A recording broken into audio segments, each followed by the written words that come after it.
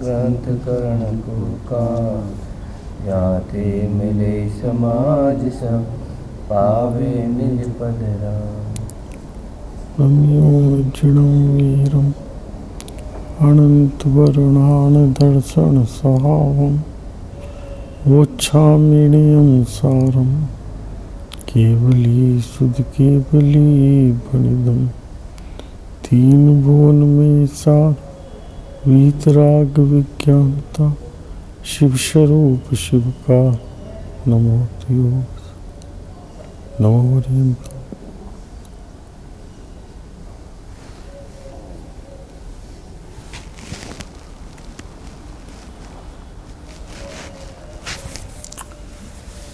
मुझे तीन विषय मुझे सुनाई पड़े। एक तो उन्होंने कुत्ते का उदाहरण दिया, अभी दिया तभी से सुना मैंने। एक उन्होंने क्रमबद्ध पर्याय की बात की और तीसरी उन्होंने बात की जो साधारण जीव को जिसने थोड़ा अभ्यास नहीं किया है, नहीं समझ, उसको वो बात अंदर बैठती नहीं कि चलते हैं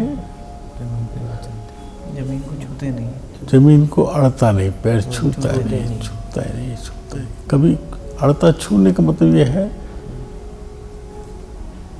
पैर के परमाणु जमीन में नहीं गए और जमीन के परमाणु पैर में नहीं गए। पैर पैर रहा, जमीन जमीन रही। इसमें 23 पेज पे एक उदाहरण है, निकाल नहीं रहे हैं। जैसे सोना, 100 ग्राम सोना और 100 ग्राम चांदी का एक गोला बना दें मिला के, बिल्कुल उसे दोनों को गला के लिक्विड करके उसको गोल कोई चीज शेप बनाती उस वक्त, तो कितने काल बाद बिल्कुल मिले हुए एक से एक वो 100 ग्राम चांदी सोना हो जाएगी। कितने काल बाद हो जाएगी? अरुण जी नहीं समझे, फिर से बताऊं। एक बार हाँ, 100 ग्राम सोना और 100 ग्राम चांदी लेके सुनार ने दोनों को मिलाकर गलाकर एक गोला बना दिया। अब वो कितने का हो गया? 200 ग्राम का। तो वो 200 ग्राम सोना कब हो जाएगा? पूरा चांदी जो है वो सोने में कन्वर्ट कब हो जाएगी? कब? या 200 ग्राम चांदी कब हो जाएगी? नहीं आप प्रश्न समझ गए अरुण जी? अब आपको नहीं आया तो दोबारा बताओ। नहीं दादाजी प्रश्न समझ नहीं फिर 100 ग्राम चांदी है, 100 ग्राम सोना है, दोनों को मिलाया और दोनों का 200 ग्राम का एक गोला बना दिया। तो उसमें 100 ग्राम चांदी है, 100 ग्राम सोना मिलाया था। तो कितने काल अलमारी में रख दें कि वो चांदी 100 ग्राम सोने रूप होकर के वो गोला 200 ग्राम सोने का हो जाए? ऐसा नहीं होगा, कभी भी नहीं होगा। नहीं, या सोना अपना स्वरूप छोड़ करके 200 ग्राम चांदी हो जाए? ऐसा भी नहीं। तो जिस समय वो बिल्कुल मिले हुए हैं, बिल्कुल मिले हुए हैं, एक बेक हैं, बिल्कुल गला के मिला दिए हैं, उस समय भी सोना सोने रूप है, चांदी चांदी रूप है। चांदी का एक कण, एक परमाणु वो अपने श्वेत गुण आदि को रखे हुए है और सोने का एक कण भी चांदी रूप नहीं होता, अपने पीतादि गुणों को रखे हुए कभी नहीं होता। इसी प्रकार एक बात, इसी प्रकार मैं आत्मा और ये शरीर, इसको कुछ काल का संयोग हुआ, जन्म से मान लीजिए संयोग या गर्भ से मान लीजिए संयोग हुआ। वो शरीर में तो नए नए परमाणु बढ़ते रहे, पहले तो इतना था भी इतना बड़ा हो गया, बुढ़ापे में सिकुड़ने लगा। तो कभी आत्मा शरीर रूप हो सकता है या शरीर आत्मा रूप हो सकता है? नहीं हो सकता, कभी नहीं हो सकता। दोनों अलग हैं, अलग थे, अलग हैं, अलग रहेंगे। हमने उनको एक माना है। जो दुख है वो इसका नहीं है कि वो अलग हैं या एक हैं, वो है कि अलग हैं और एक माना है। एक माना। इसलिए जब वो मेरी जो मैंने मान्यता थी उससे विपरीत अलग होते हैं तो मुझे दुख होता है, क्योंकि मैंने माना एक है, वो कभी भी एक थे ही नहीं। समझ गए? तो एक तो ये बात गुरुदेव ने कही। इसी तरह पग जमीन को अड़ता नहीं, जमीन रूप नहीं होता, जमीन पग रूप नहीं होती। एक बात ये कही। एक बात कही क्रमबद्ध पर्याय। इसका अर्थ समझे? हर चीज, हर वस्तु में कार्य हो रहा है, यानी चेंज हो रहा है। एक साइंस का सिद्धांत है, आप में से साइंस आपने तो पढ़ी है, उसका है परमानेंसी विद चेंज। हर चीज का परमानेंसी है लेकिन परिवर्तन के साथ है। No substance is ever destroy, change it form only. वो अपनी वस्तु नष्ट नहीं होती, उसकी दशा बदलती है। ये एक साइंस का फॉर्मूला है, ठीक है। अब जो दशा बदलती है वो कार्य है, उसे पर्याय कहते हैं। कार्य है, परिणमन है, दशा है, वो बदलती है। वो क्यों बदलती है? कि बदलना उसका स्वभाव है। एक प्रोसेस है कि वस्तु नित्य रहेगी और उसके अंदर दशा बदलेगी। मैं बच्चा था, मैं तो हूँ, स्थिर हूँ, लेकिन बच्चा नहीं रहा। जवान हुआ, बूढ़ा हुआ, बाल काले हुए, सफ़ेद हुए, बदन अंग हिलने लगे। ये दशा हो रही है, ये परिवर्तन हो रही है। लेकिन इन सब दशाओं के होते हुए भी मैं जो अंदर चेतन पदार्थ हूँ वो वैसा ही हूँ। यहाँ से दूसरी गति में जाऊँगा तो भी वही वैसा ही हूँ, ठीक है। आत्मा वही रहेगी, आत्मा वही रहेगी। ये इसी तरह आत्मा की भी दशा बदल रही है। शरीर के प्रत्येक वस्तु की दशा बदल। आत्मा में पहले जैसा ज्ञान था वैसा ज्ञान नहीं है। ज्ञान आत्मा का कार्य है, शरीर का नहीं है। इसको ज्ञान नहीं है। मैं ये मानता हूँ कान से सुन के जाना, आँख से देख के जाना। तो बताओ, मैंने आँख पे चश्मा लगाकर जाना, अब ये तीन बात हुई। आँख, चश्मा, जाना, तीन बात हुई। कार्य क्या हुआ? जाना। तो चश्मे ने जाना, चश्मे ने तो नहीं जाना ना। जाना किसने? मैंने जाना। तो इस कार्य का जानने का कर्ता तो मैं हूं, लेकिन मैंने क्या माना? आँख ने जाना या चश्मे से जाना। तो उसमें क्या है? वो निमित्त, ये उस काल में कार्य में अनुकूल बाह्य पदार्थ हैं, उनको मैंने ये मान लिया, मैंने इनसे जाना, जो कि कार्य तो मेरा है। तो इसमें इनके थ्रू जाना, थ्रू भी आप ये कहो, इनकी उपस्थिति में जाना, है ना। क्योंकि अगर हमने आँख के थ्रू जाना, फिर से तीन लोग, मैंने पहले उदाहरण दिया था, लंदन में कोहनूर हीरा देखने गए। एक ब्रिज है, उसके पास एक बिल्डिंग है जिसमें कोहनूर हीरा रखा है। आप गए होंगे इंग्लैंड? नहीं गए। अच्छा, ठीक है। तीनों में एक बोला, वाह क्या हीरा है, क्या अद्भुत है, अद्भुत है। एक बोला, मूर्ख, इसकी कीमत क्या है? आँख की कीमत है जो देख रही है। आँख ना हो तो इस हीरे की क्या कीमत है? यार ये बात तो ठीक है। तीसरा बोला, मूर्ख, आँख भी इतनी बढ़िया रहे, हीरा भी रहे, आत्मा ना हो तो किसकी कीमत है? जानने वाला पदार्थ ना हो तो किसकी कीमत है? तो आँख के थ्रू नहीं जाना, आँख की उपस्थिति में जाना। आँख तो बाद में भी है, मृत्यु के, आत्मा के जानने वाले पदार्थ के जाने के बाद भी आँख तो है, लेकिन जान नहीं सकती। उसके थ्रू जाना तो उस समय भी वो जाननी चाहिए, नहीं जानती। तो विषय था क्रमबद्ध पर्याय। तो हर एक वस्तु में एक दशा होती है, वो दशा सुनिश्चित है, वो होती है। पिक्चर देख रहे हैं, पहले वो कैसेट आता था ना, वीडियो कैसेट वीडियो बोलते, कैसेट से आता वीडियो कैसेट बोलते, था VCR। उसमें रील चलती है। जो सीन जहाँ है वहीं रहेगा या आगे पीछे हो जाएगा? वही रहेगा। आप आगे पीछे करोगे तो रील टूट जाएगी, हो नहीं सकती। ठीक है, इसी तरह प्रत्येक द्रव्य में कार्य जो हो रहा है वो अपने काल में सुनिश्चित हो रहा है। वो उसी समय होना था, उसी समय हुआ, उसी समय होगा, इसमें कोई अंतर नहीं है।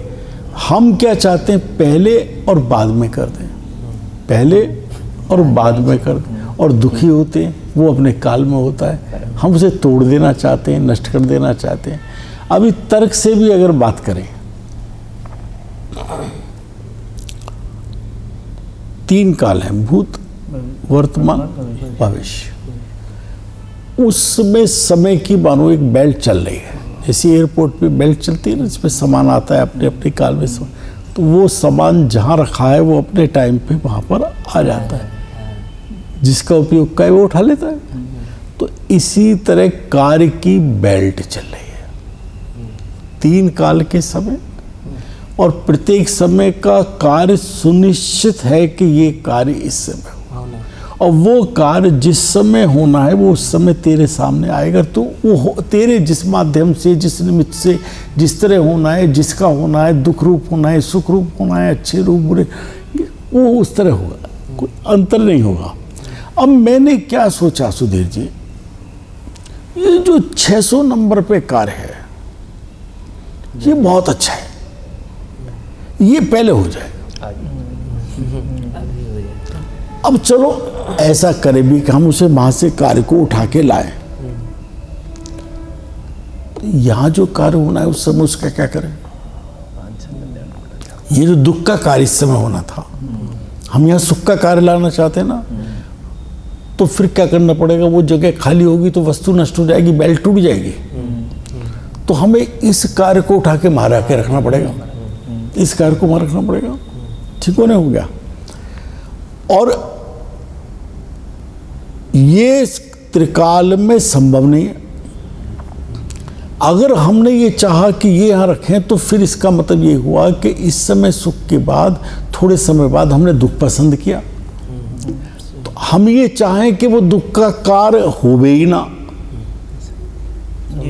ऐसा वो तो निश्चित है, कोई रखा हुआ कहाँ से हटेगा। तो उसका एक ही तरीका है, हम प्रत्येक कार्य अपने क्रम से बंधा हुआ है।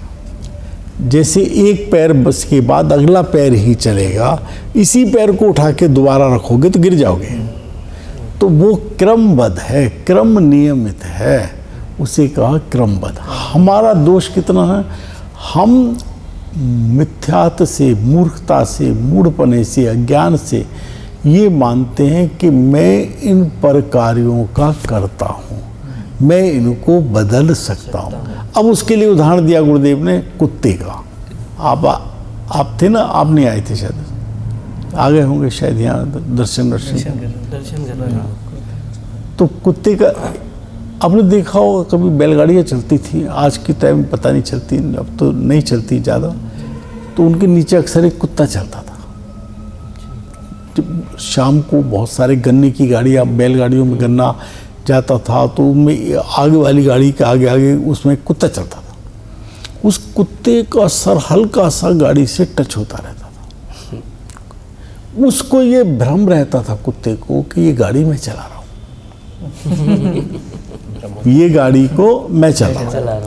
अब आ गया चौराहा, अब गाड़ी घूम ली किसी दिशा। अब कुत्ते को मन ये है कि मैं बाईं तरफ मुड़ूं, तो ऊँ भी कर रहा है, भौंक भी रहा है, लेकिन वो गाड़ी मुड़ गई सीधी तरफ, तो वो भी सीधी तरफ हो जाता है। और वो सोचता है मैंने इसको सीधी तरफ मोड़ दी, मैंने ये सच्चाई है।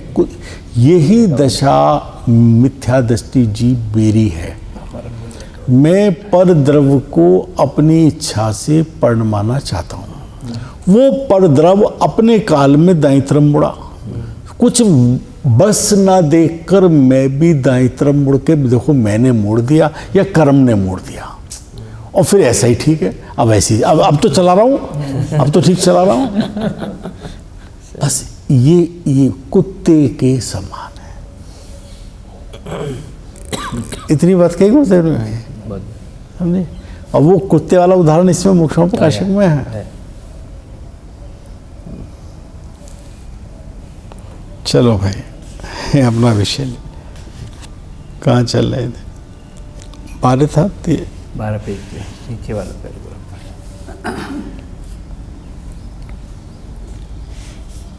वो चल रहा था कि यदि कोई जैन आभासी, जैन तो तीव्र कषाय करके शास्त्र में झूठे पदों को नहीं मिलाएगा, लेकिन यदि कोई जैन आभासी झूठे पदों को मिला दे और उनके उन पदों को हम शास्त्र और जिनवाणी के नाम पर स्वीकार करते रहे और वो परंपरा चलने लगे, तो क्या बोलेंगे? तो शास्त्र में लिखा है, शास्त्र में लिखा है, अपना व्यक्ति इस्तेमाल करेंगे। तो उन्होंने कहा ऐसा नहीं होता। एक तो उन्होंने परंपरा बताई, परंपरा कैसे आ रही, और कोई तीव्र कषाई ऐसा करता है, लेकिन दूसरा ज्ञानी उसकी झलक नहीं पाता कि ये जो सेंटेंस आया है ये मूल विषय से हट गया है, ये इससे नहीं मिल रहा है, तो वो उसको असत्य स्वीकार कर देता है, असत्य मान लेता है। ये नहीं चलेगा। कोई मूर्ख ही ये जो परीक्षा नहीं कर पाता वो उसको सत्य मानता है, लेकिन वो भी परंपरा चलती नहीं है। दूसरा आगे आने वाला कोई ज्ञानी ये तो गलत है, ये नहीं है, वो परंपरा को नहीं चलने देता है। फिर इसके लिए, इसके पक्ष में कि ऐसा नहीं संभव है, और भी तर्क टोडरमल जी साहब देते हैं। पुनश्च ऐसे तीव्र कषाई जैनाभास कि जिन जैनाभास का जिक्र तुम प्रश्न करता तुमने किया, कि ऐसे तीव्र कषाय वाले जैन जो शास्त्र को पढ़े हैं और उनको उल्टा पुल्टा करना चाहते हैं, वो जैन नहीं, जैन का जिनमें झलक आभास है, बाह्य क्रियाकांड से जैन दिख रहे हैं लेकिन हृदय से जैन नहीं हैं। जैन तो वो हैं जिनमें शुद्धि प्रकट हुई है, जिनमें निज गायक भगवान परमात्मा के आश्रय से जितने अंश में शुद्धि हुई है वो उतने अंश में जैन है। अरहंत परमात्मा पूर्ण जैन है। आचार्य उपाध्याय साधु परमात्मा, श्रावक परमात्मा, आर्यका परमात्मा, ज्ञानी परमात्मा, उस परंपरा में जितनी शुद्धि है उतने अंश में जैन है। और जिसे शुद्धि नहीं है, मिथ्या दृष्टि है, वो वास्तव में बस नाम का जैन है कि हम जैन के बेटे हैं इसलिए जैन है, जैन नहीं है। कुलावास से, कुल से, कुल परंपरा से जैन है, जैन नहीं है। यह जैन नाम रख लिया इसलिए जैन नहीं है। आप अपना नाम यहाँ पे अपना अमेरिका के राष्ट्रपति का रख लें, क्या नाम है उसका आजकल? ट्रम्प है। मैं ट्रम्प तो आप ट्रम्प नहीं हो जाएंगे, नाम रखने से ट्रम्प नहीं हो जाएंगे, ठीक है। आप मोदी रख ले, आप मोदी नहीं हो जाएंगे। मोदी हमारे बच्चों का भी होता है, गुजरात के बच्चे हमारे पढ़ते हैं तो मोदी। तो कोई जिज्ञासा यहाँ इस निकृष्ट काल पे होता है। जो तीव्र कषाई है वो इस 5वें हुंडावसर्पणी काल में होता है। देखो एक नियम बताया इन्होंने पढ़िए जी, पंचम काल में, इस काल में जो जन्म लेता है वो जन्म के समय नियम से मिथ्या दृष्टि होता है। एक नियम बता दिया टोडरमल जी ने। वो यहाँ आकर जैसे जो भवंत्रिक के देव हैं, भवनवासी व्यंतर ज्योतिष, वहाँ नियम से मिथ्या दृष्टि ही जाता है। वहाँ जाके सम्यक प्राप्त कर ले वो अलग है। क्षेत्रपाल पद्मावती वो व्यंतर देव है, वो क्षेत्रपाल पद्मावती देवी हैं लेकिन व्यंतर देवी है। क्षेत्रपाल देव, व्यंतर देव। एक तो सम्यक दृष्टि कभी भवन त्रिक में नहीं जाता और स्त्री पर्याय में नहीं जानता। तो पद्मावती स्त्री पर्याय में कैसे जाएगा ज्ञानी जीव सम्यक दृष्टि जी, और व्यंतर में कैसे जाएगा? हाँ, महा जाकर के भगवान के समोषण जाके वो भी सम्यक प्राप्त कर सकते हैं, वो योग्यता है। पद्मावती क्षेत्रपाल को भी सम्यक तो हुआ पारशुनाथ के काल में उनके समय, लेकिन जिस समय वो गए मिथ्या दृष्टि थी, रागी थे, द्वेषी थे, उन्हें किसी के प्रति राग था, चाहे भगवान के प्रति राग था और कमठ के प्रति द्वेष था, तो राग द्वेष दोनों उनके पास में उपस्थित थे। भगवान तो वीत राग थे, राग द्वेष से सर्वथा रहित थे, भगवान तो वीत राग थे, इसलिए उनका तो ऊर्ध्वगमन हो गया, एक समय मोक्ष को प्राप्त हो गए। हमें पूजना किसको है? वीतराग की जगह हम रागी द्वेषी को पूजने लगे। वो भी वीतराग हो सकते हैं, जब होंगे तब पूजने लायक होंगे। तो ये भी आया शास्त्र में, अगर तुझे पूजना ही है इन देवों को, श्रृंगारी देवों को, तो सौधर्म इंद्र को पूज। वो सौधर्म और सची नियम से छाइक सम्यक दृष्टि होते छाइक हो जाता है। स्त्री पर्याय में सची छाइक लेके नहीं जाती, सम्यक लेके नहीं जाती, लेकिन महा जाने पे नियम सौधर्म छाइक सम्यक दृष्टि, उसको भी छाइक सम्यक होता है, और अगले भव में मोक्ष जाने वाले नियम से। तो तुझे पूजना ही है तो उन्हें क्यों नहीं पूजते?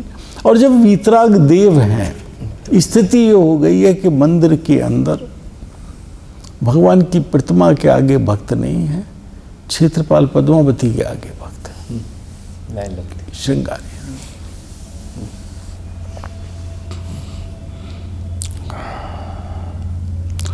और ऐसे ऐसे कल्पित देव बना लिए और मान लिए जाते हैं, जय संतोषी माँ। पूरे वैदिक शास्त्रों में उनके कोई संतोषी माँ नाम की देवी नहीं है। वो फिल्मकार की एक प्रोडक्शन है, उस डायरेक्टर की सोच से देवी बन गई और पैसे फेंकने लगे, अरबपति हो गए। काल्पनिक काल्पनिक कुछ हैं, ऐसा नहीं कि नहीं है, लेकिन स्वयं संतोष रखो, इसके लिए वो एक देवी खड़ी कर दी भाई। हर चीज में अपन को संतोष रखना है। चलो, इन्होंने ये बात कही तो मैं आपसे पूछता हूँ, आपने कभी सत्यनारायण की कथा सुनी है? किसी वैष्णव के घर में कथा होती, हर एक के होती है। मैंने अमेरिका में भी सुनी है, लंदन में भी सुनी है सत्यनारायण की कथा। और सत्यनारायण की कथा में आता है कि उसने कथा के बीच से उठ गया, प्रसाद बिना लिए गया, तो उसके जहाज डूब गए, बच्चा मर गया, ये हो गया वो हो गया, और उसने प्रसाद लिया और कथा पूरी सुनी तो उसके ये काम हो गए। तो मैं ये जानना चाहता हूँ वो कथा कौन सी थी? ये तो नहीं सुन के बीच में उठ गया, प्रसाद नहीं लिया और सुन ली, वो कौन सी कथा थी? तो चूंकि हमारा तो बुलंदशहर का किताबों का काम था, तो दिल्ली में इस तरह की किताबों के लिए सबसे बड़ी जगह थी चावड़ी में बड़सामुल्ला एक जगह है, वहाँ पे एक देहाती पुस्तक भंडार। तो मैं उसके यहाँ गया, हमारे यहाँ माल भी आता था उसके यहाँ से। तो जितनी सत्यनारायण की कथा थी मैं सब लाया, कथा किसी में नहीं, सिर्फ वो सुन के बिना सुने उठ गया तो उसको ये नुकसान हो गया, ये तो फल हुआ। कथा क्या है? कथा मैंने यहाँ पे अलीगढ़ के कुछ विद्वानों से जो वैष्णव इसके मत के मानने वाले हैं, ये भाई साहब तुम सत्यनारायण की कथा करते हो, कथा क्या है? बोले हम सुनाते तो क्या सुनाते हो कि उसका ये तो फल हुआ, कथा बताओ क्या? कथा किसी को नहीं मालूम, कथा ही नहीं मालूम। तो एक दिन विचार के हमने कहा हम बताएंगे कथा, हम बताते हैं तुम्हें कथा। सत्य ही नारायण है, जो उस सत्य का सेवन करेगा वो पार हो जाएगा, जो सत्य को छोड़ देगा वो डूब जाएगा। इतनी सी कथा है। कि अभी भी मतलब अगर हम उनसे पूछें, आप पूछ ले जाके। हाँ, तो आप पूछ, वो मतलब उनके पास कोई कथा नहीं है, कोई कथा नहीं। फल बताएंगे, फल बताएंगे, ऐसा किया तो ऐसा हुआ, ऐसा। तो ये तू यहाँ पर ये दान कर दे, मुझे थोड़ा पैसा चढ़ा दे तो तुझे ये लाभ हो जाएगा। क्यों चढ़ा दे? सही बात। फल मिल जाएगा तुझे, बस फल से आदमी सुख। हाँ, आदमी फल के। दादी एक और प्रश्न था, जैसे आपने पद्मावती माता का बताया, तो बहुत ज़्यादातर मंदिर में पद्मावती माता की मूर्ति नहीं होती है मंदिर के, और कुछ मंदिर में क्या कहते हैं मूर्ति होती है, तो ऐसा क्यों है दादाजी की? मैं वही कह रहा हूँ बेटा, कुछ लोगों ने वर्तमान में चूंकि अपने देव तो वीतरागी हैं, किसी से राग द्वेष नहीं रखते, वो किसी को मांगने पे को देते नहीं, किसी का कुछ हरते नहीं, किसी का संहार नहीं करते, किसी को जीवन नहीं देते, वो वहाँ से उतर के दोबारा आते नहीं, अवतार नहीं लेते। तो हमें तो ऐसा चाहिए जो हमें कुछ दे जा, तो श्रृंगारी चाहिए, जो रागी द्वेषी चाहिए। हम राग के पुतले हैं तो हमें रागी द्वेषी ही देव चाहिए। उनके मानने में किसी को किसी काल में था तो उसके पुण्य का उदय, बेल्ट पे पुण्य आ रहा था, और उस काल में उसने संतोषी माता को माना या पद्मावती को माना, उनका सहयोग ऐसा मिल गया कि वो उसी एक काल में वो काम हुआ, तो मान लिया कि ये तो पद्मावती से हुआ। शास्त्र में एक उदाहरण आता है, एक बहन बच्चे के लिए, उसके बच्चे नहीं होते थे, वो किसी भैरव या किसी कुदेव को पूजने जा रही थी। एक मुनिराज को, संत को, जिनको अवधि ज्ञान था, उनको ध्यान में आया ये तो कुदेव को पूजने जा रही है और इसके पेट में बालक तो आ चुका, 9 महीने बाद बालक होना है। उन्होंने उसको संबोधा कि बेटा तेरे गर्भ में बालक आया है और 9 माह के अंदर तेरे इतना यशस्वी पुत्र होगा, तू घर जा। उसके पुत्र हुआ। तो मुनिराज ने पुत्र दिया क्या? मुनिराज ने जाना और बताया। हम लोग क्या बातें, मुनि की कृपा से मिल गया। मुनि ने तेरे शरीर को छुआ क्या? नहीं छुआ। इसी तरह पद्मावती से मिल गया। उस समय किसी और नुकसान हो गया तो कहता है मेरे कर्म से हो गया, मेरा तो कर्म है, और फायदा हो गया तो भगवान ने कर दिया, इसने कर दिया।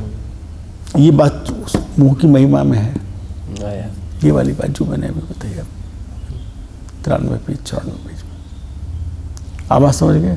तो वो उन्होंने पद्मावती बैठाल दी ला करके कि साहब पार्श्वनाथ भगवान की रक्षा की थी। तो रक्षा करने वाले को पूजेगा या जिसकी रक्षा की गई उसे पूजेगा? राजा की सेना है, राजा की बॉडीगार्ड है। अभी आपके यहाँ पे वो आए चीफ मिनिस्टर, यहाँ आए थे, आपके हरिद्वार के भी कुछ लोग आए थे, JC वगैरह आए थे, जिस समय मैंने नारायण दत्त तिवारी वगैरह को बुलाया।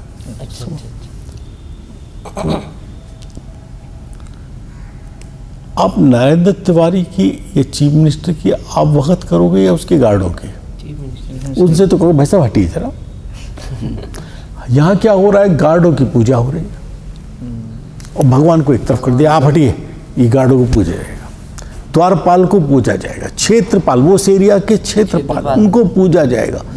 वो भगवान को तो पूजना छूट गया, वीतरागी देव को, इन रागी इनको पूजने लगे और वहां तक पहुंच ही नहीं पा रहे भगवान तक, उनको पूज के वापस आ गए। कैसा पागलपन हो रहा है भाई, कैसा पागल। इसके 5वें अधिकार में ये सारी बातें हैं, इसके 5वें अधिकार।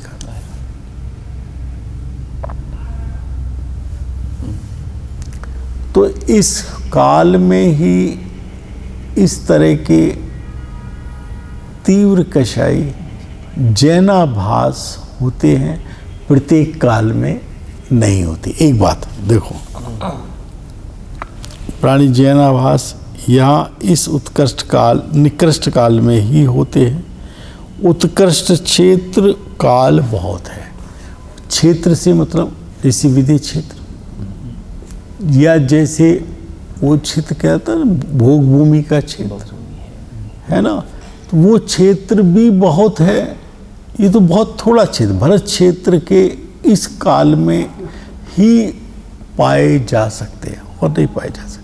और इसका भी काल बहुत थोड़ा है, जबकि कर्म भूमि बहुत हमेशा रहेगी ऐसा तो नहीं, ये भी भोग भूमि में कन्वर्ट होती है चौथे काल में, पहले काल में, दूसरे में, तीसरे में, चौथे में भोग भूमि में कन्वर्ट हो जाती है। तीसरे काल तक तो पूरी तरह भोग भूमि रहती है, चौथे काल से कर्म भूमि का प्रारंभ होता है।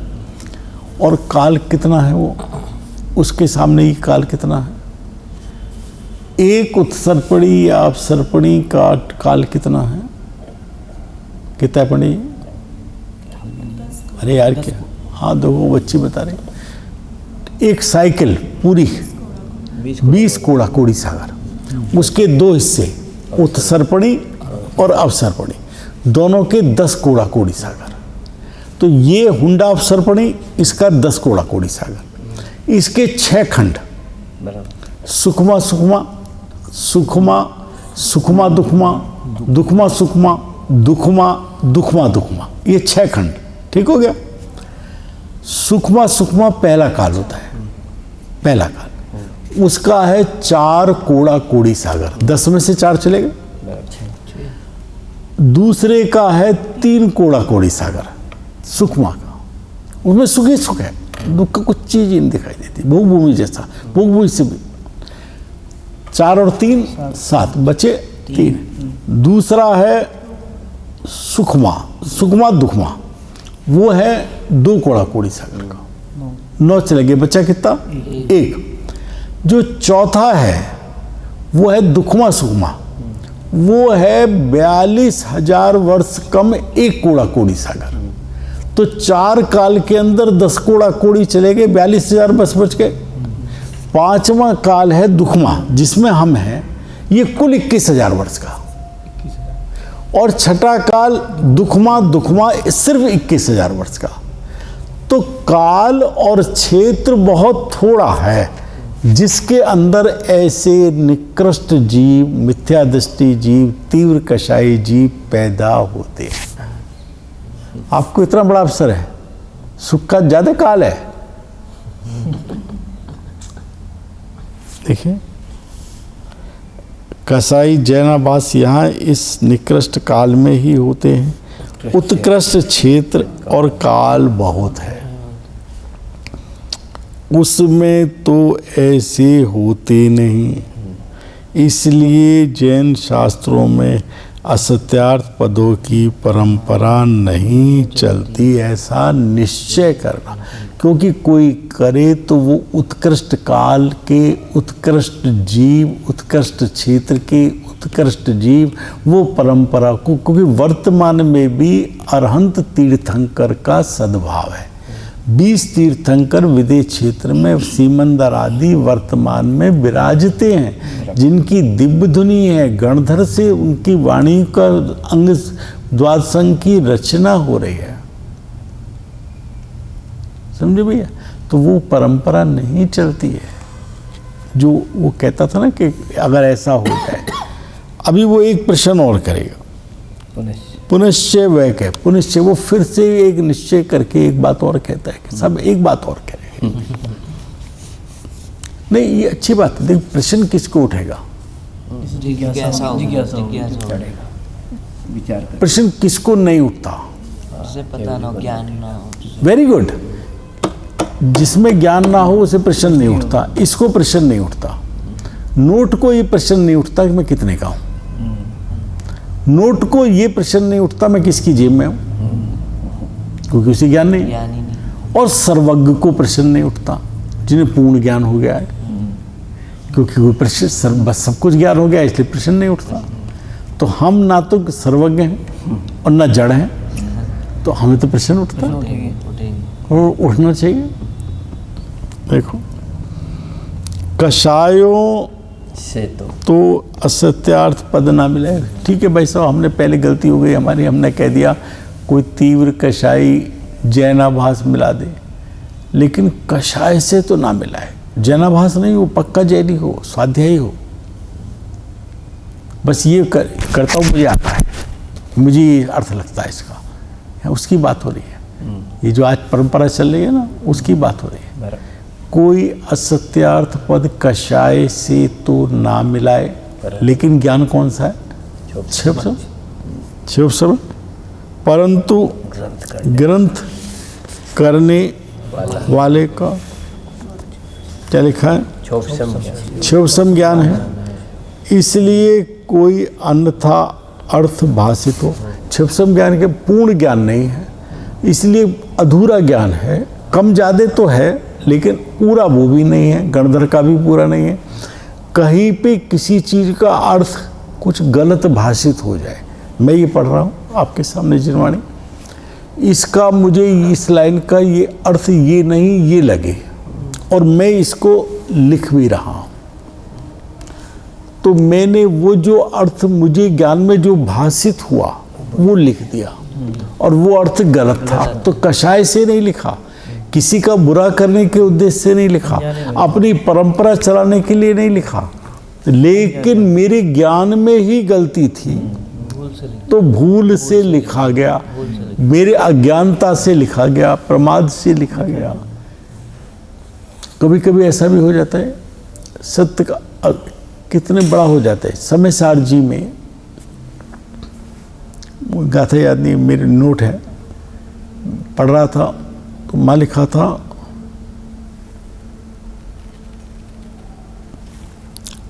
अनुभव ना होने पर, और 2 जगह शब्द है, पिताजी के टाइम की बात, मैं परेशान,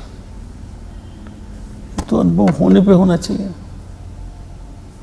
ना होने पे समय सार में आचार्य देव कह रहे कैसे कैसे मुंह से निकल सकता है कि आचार्य ने गलती कर दी है, तो मुंह से नहीं निकले, लेकिन लिख रहा है अनुभव ना होने पर। क्या करूं, मैं परेशान घूम रहा हूं, इस तरह घूमा। पिताजी से कहा साहब ये, उन्होंने अपने वाला मुझे शास्त्र दिया, सिर्फ एक छोटी सी प्रिंटिंग मिस्टेक थी। क्या शब्द था? अनुभवन होने पर। वो नए को उसने टाइप करने वाले ने और प्रूफ वाले ने अलग कर दिया, किसी ने अनुभव ना होने पर, वो शब्द था अनुभवन होने पर। आवाज समझे? तो ये परंपरा तो गलत चल जाएगी। सही बात है। तो किसी कषाय से तो नहीं की गई, जानबूझ के तो नहीं की गई, दूसरे का बुरा करने को तो नहीं की गई।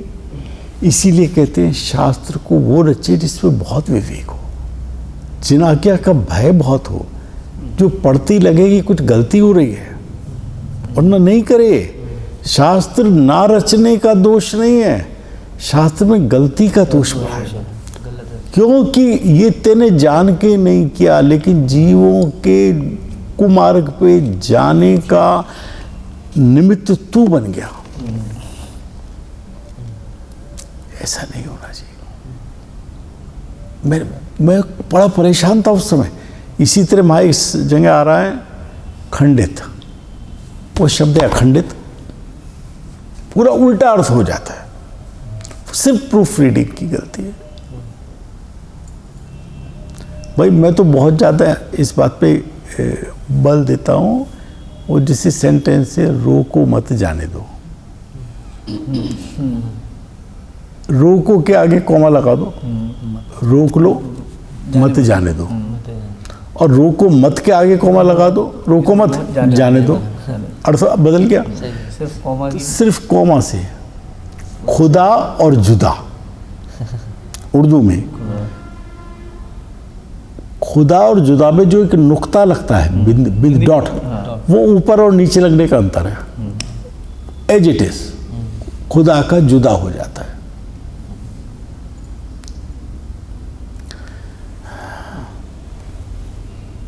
जो अर्थ उल्टा होने से साक्षरा राक्षसा भवंती, साक्षरा का उल्टा पढ़ो राक्षसा, साक्षर राक्षस हो जाएगा जरा सी भूल से। इसलिए बहुत विवेक चाहिए इसे पढ़े। अपनी मति कल्पना से जिनवाणी को नहीं पढ़िए, गुरु गम के अनुसार पढ़िए, गुरु की आज्ञा के अनुसार पढ़िए, अपनी मति कल्पना को अलग रख के पढ़िए। मुझे तो ऐसा लगता है तू घर बैठ, तुझे लगता है यहाँ क्या कह रहे हैं ये बता। जी बराबर।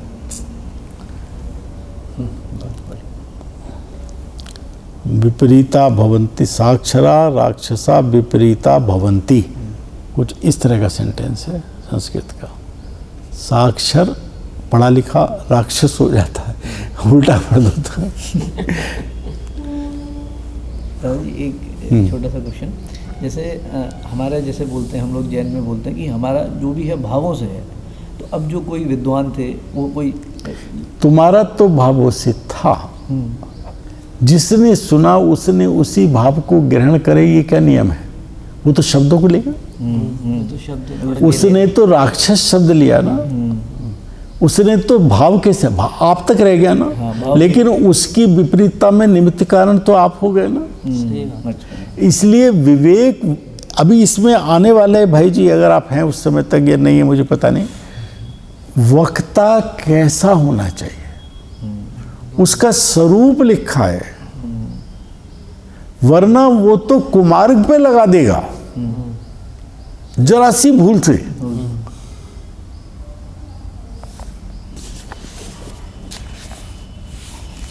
इसलिए कोई अन्यथा अर्थ भाषित हो, क्षुब्सम ज्ञान में किसी पद का अर्थ ही उल्टा भाषित हो, उससे असत्यार्थ पद मिलाए, वो जो उसको भाषित हुआ वो लिख रहा, भाव लिख रहा है ना। मान लो हम कुंजी बना रहे हैं, कोई जैसे प्रश्नोत्तरी बना रहे हैं, अभी मोक्षा प्रकाशक की बनाने की बात चल रही ना, तो उन्होंने कहा ऐसे नहीं भाई साहब, ऐसे बनेंगे। क्यों? क्योंकि जो हमें समझ में आ रहा है वो ना मिला है, जो चीज है वो मिला है। उसकी तो परंपरा चले, अब इसने द्वेष से भी नहीं किया, ये जैनाभास भी नहीं था, तीव्र कषाय भी नहीं था, लेकिन उल्टी परंपरा हो गई। उसका उत्तर देते टोटरमल जी, पढ़ो, मूल ग्रंथ करता तो तीर्थंकर देव है, क्या है? करदर देव है। वे स्वयं चार ज्ञान के धारक हैं और साक्षात केवली की दिव्यध्वनि का उपदेश सुनते हैं। साक्षात सुने केवल, उसके अतिशय से सत्यार्थ ही भाषित होता है, वो उस वाणी का अतिशय है। ज्ञान में तो केवली के झलक रहा है, वो केवली को है, वो केवल ज्ञान रिद्धि केवली की है। ये जो दिव्य ध्वनि निकल रही है, ये भाषा वर्णा के परमाणु उस अतिशय से उस समय उसी रूप होके निकलते हैं, जो ज्ञान में आ रहा है उससे विपरीत नहीं निकलते हैं। ये उन परमाणुओं का ऐसा निमित्त नैमित्तिक संबंध है ज्ञान का और परमाणुओं के, भाषा वर्णा के परमाणुओं का, कि ऐसा नहीं है ध्यान में तो आ रहा है कि कल ये यहाँ बैठा होगा और भाषा वर्णा में निकले कि ये कलकत्ता बैठा होगा, ऐसा नहीं आएगा। आप बात समझ गए ना, ऐसा निमित्त नैमित्तिक संबंध है। तो ये अतिशय है, सत्यार्थी भाषित होती है और उसी के अनुसार ग्रंथ बनाते हैं। गणधर भगवान उस वाणी के अनुसार ही उसी को गूंथे, कुछ आता है ना, गणधर गूंथे 12 सुअंग, हाँ सुअंग है ना। इसलिए उन ग्रंथों में तो असत्यार्थ पद कैसे गूंथे जाएं, कैसे गूंथ सकते हैं? चूंकि सीधे तीर्थंकर देव से उस दिव्य ध्वनि के ग्रहण करके वो पदों को गूंथा जा रहा है, तो नहीं हो सकता गलती। जो अन्य आचार्य आदि ग्रंथ बनाते हैं वे भी यथायोग सम्यक ज्ञान के धारे। यथायोग यानी ज्ञान की कितनी वो हो गई है, उनको उच्चता कुछ कमी रह गई है। देखिए वहाँ पे ज्ञान तो सम्यक होने पर जितना ज्ञान प्रकट है वो सम्यक ही है, जितना फिर नहीं है वो अज्ञान रूप है, कुज्ञान नहीं होता। लेकिन अचारित्र में तो दोष आता है, शुद्ध अशुद्ध साथ साथ चलता है, लेकिन सम्यक दर्शन पूरा का पूरा शुद्ध होता है। तो उनको क्षोभसम कितना है, सम्यक तो है ही, सम्यक ज्ञान तो कितना है, वो भी यथायोग क्षोभसम क्या है, यथायोग सम्यक ज्ञान के धारक हैं। और वे मूल ग्रंथों की परंपरा से ही ग्रंथ बनाते हैं, अपनी मति कल्पना से नहीं बनाते हैं। जहाँ कुंद आचार्य देव कम से कम समय सार में वहाँ पे उन्होंने, जयपुर वालों ने तो काम किया इस पे कि कितनी बार ये कहा कि जिनेंद्र भणति, जिनेंद्र भगवान ऐसा कहते हैं, हम नहीं कहते, जिनेंद्र भगवान ऐसा। अमृतचंद देव ने कहा, कुंदाचार्य देव ने ऐसा कहा। परंपरा परंपरा लिपिबद्ध जो परंपरा है वो केवल भरत क्षेत्र में या विदेश क्षेत्र में भी? मुझे नहीं पता, विदेश क्षेत्र में नहीं, मुझे नहीं पता। तीर्थंकर परमात्मा विराजमान रहते हैं वहाँ तो उस समय होती ही नहीं लिपिबद्ध। नहीं, और जहाँ तीर्थंकर परमात्मा स्वयं विराजमान है, साक्षात देवधनी है। तो मतलब मेरा इसके प्रश्न का मैं दूसरा अर्थ ले रहा हूँ कि विदेश क्षेत्र बहुत बड़ा है, एक साथ 20 तीर्थंकर हैं, एक तीर्थंकर को दूसरे तीर्थंकर का संयोग भी नहीं होता, ऐसे बहुत से जीव हैं जो पहुंच नहीं पाते। तो उस क्षेत्र में भी क्या लिपिबद्ध है या नहीं है, एक ही बात है ना। तो वो मेरे ज्ञान में नहीं है, लेकिन जहाँ तीर्थंकर विराजमान है वहाँ लिपिबद्ध का प्रश्न नहीं है, क्योंकि वो वाणी देशना निकल रही है और गणधर भगवान उससे ज्ञान में गूंथ रहे हैं, भाव शुद्ध ज्ञान में, और जो ज्ञान में आ रहा है उसी को कह रहे हैं। शास्त्रों में बहुत जगह आता है उक्तम च, ऐसा है, लेकिन कहाँ से लिया है, कौन से आचार्य का ही नहीं है, तो उन्होंने परंपरा से चलाया, उन्होंने बड़े आचार्य से ये सुना तो उक्तम च, हम उसको यहाँ कोट कर रहे हैं, पूरी गाथा कोट कर रहा है, कहाँ के नहीं है। विदेश क्षेत्र में क्या है कि चौथे काल होता है, 32 भूमियाँ होती हैं, तो समय चौथे काल होता है। चौथा काल में इस प्रकार ग्रंथों की परंपरा नहीं होती। ठीक, भरत में तो और ऐरावत में तो होती है। देखो भाई, मुझे जो चीज़ मैंने निर्णयात्मक ना हो तिनवाणी के सामने बैठ के कैसे कहूँ, बात ठीक है, इनकी जो बात कह रहे हैं बुलाड़िया जी, वो बात बिल्कुल तर्क से ठीक बैठ रही है। पहली बात थी कि जहाँ तीर्थंकर भगवान विराजमान है वहाँ उसकी कैसे, तो ये तो तुरंत अपील होती है। और क्षेत्र में भी वहाँ चूँकि ये मैंने बताया कि भोग भूमि है, वर्तती है, वहाँ पे नहीं है, ठीक है। चौथे काल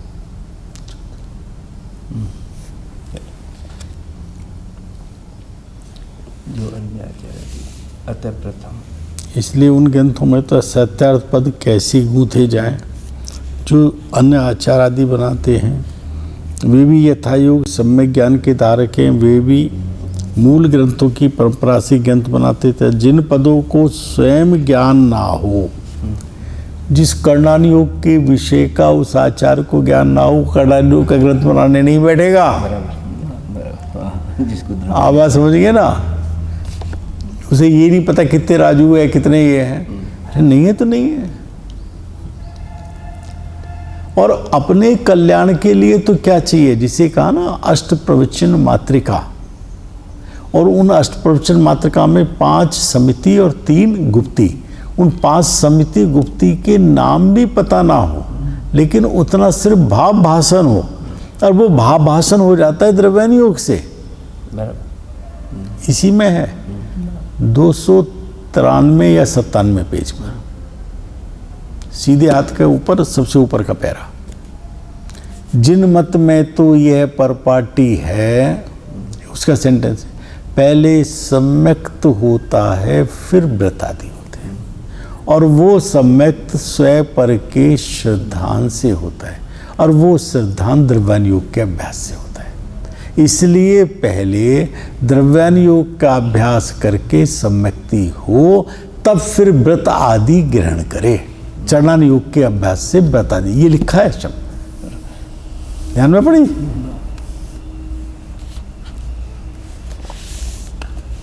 कहाँ चल रहे हैं? जिन पदों का स्वयं ज्ञान ना हो उनकी तो वे रचना करते नहीं, और जिन पदों का ज्ञान हो उन्हें सम्यक ज्ञान प्रमाण से निर्णय करके विचार करके पूर्वापर उसको मिलाकर दूसरे आचार्यों के कथन को मिलाकर कहते हैं। जैसे जयसेन आचार्य ने, अमृतचंद आचार्य ने भी टीका की, जयसेन आचार्य ने भी टीका, तो कहीं कहीं जयसेन आचार्य ने कुछ और कहा। तो जयसेन आचार्य ने ये नहीं कहा कि अमृतचंद ने गलती कर दी, उन्होंने कहा इसका एक अर्थ ये भी है, ये निकल सकता है, इसका एक अर्थ ये भी निकल सकता है। वो तो ठीक ही है जो अमृतचंद आचार्य ने कहा, ऐसा नहीं हे इतने तो गलत कर दिया, मैं बताता हूँ मेरा ठीक है, ऐसा नहीं है। आचार्य बहुत विवेक है, निर्णय करके गूंथते हैं। अतः प्रथम तो ऐसी सावधानी से असाध्यार्थ पद गूंथे जाते नहीं, और कदाचित स्वयं को पूर्व ग्रंथों के पदों का अर्थ अन्यथा ही भाषित हो तथा अपने प्रमाणता में भी उसी प्रकार आ जाए, तो उसका कुछ सारा यानी वश नहीं है। परंतु ऐसा किसी को ही भाषित होता है, सभी को तो नहीं भासता।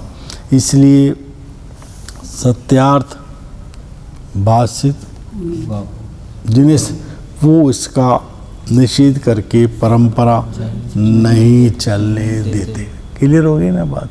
अगर ऐसा भी हो गया कि कोई कषाय नहीं जिनमत का है और सत्यार्थ है और अपने ज्ञान में भी ऐसा ही भाषित हुआ है, और ऐसा हो सकता है, इसका ये अर्थ है, और है भी मान लो ऐसा अर्थ, लेकिन यहाँ वो अर्थ नहीं है।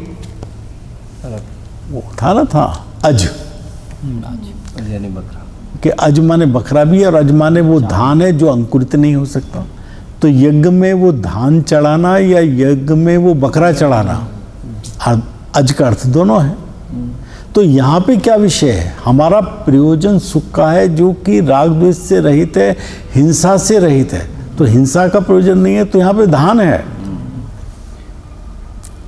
लेकिन महाय है तो है, वैसा मान ले, तो अपना कोई वश नहीं चलता है। क्या टाइम हो गया? क्या 10 हो गया? इसमें गवर्नमेंट साहब से कहते हैं, अगर किसी ऐसे अजान मान गुरु जिनके नियोग से ऐसा भी हो जाए तो भी कोई दोष नहीं है, क्योंकि उस गुरु को बेटा जो प्रयोजनभूत है उसमें तो गलती हो नहीं सकती। 6 द्रव 7 तत्व स्वयं निश्चय व्यवहार, इसमें तो गलती, क्योंकि इसका तो प्रसिद्ध कथन है जिनवाणी, और उसको तर्क पे, युक्ति पे, आगम से, गुरुगम से मिलाया जा सकता है। कहीं पर कोई ऐसी गलती हो गई कि कितना ये क्षेत्र है, सुमेरु पर्वत 1,40,000 योजन है या 1,00,000 योजन है, इससे क्या फर्क पड़ गया? अगर तुमने उसे इतना मान लिया, इतना मान लिया, भाई आपके बाल कितने, बाल तो है ना, कितने 10,000 हैं, 20,000 हैं, 17,000 हैं, इससे क्या फर्क पड़ गया? इससे कोई प्रयोजन नहीं हो रहा है ना, अप्रयोजन बात। तो कोई ऐसा हो तो वो अप्रयोजन बात में ही गलती होगी आचार्यों की, अप्रयोजन भूत में। प्रयोजन भूत मूल तत्व में गलती कभी नहीं होगी।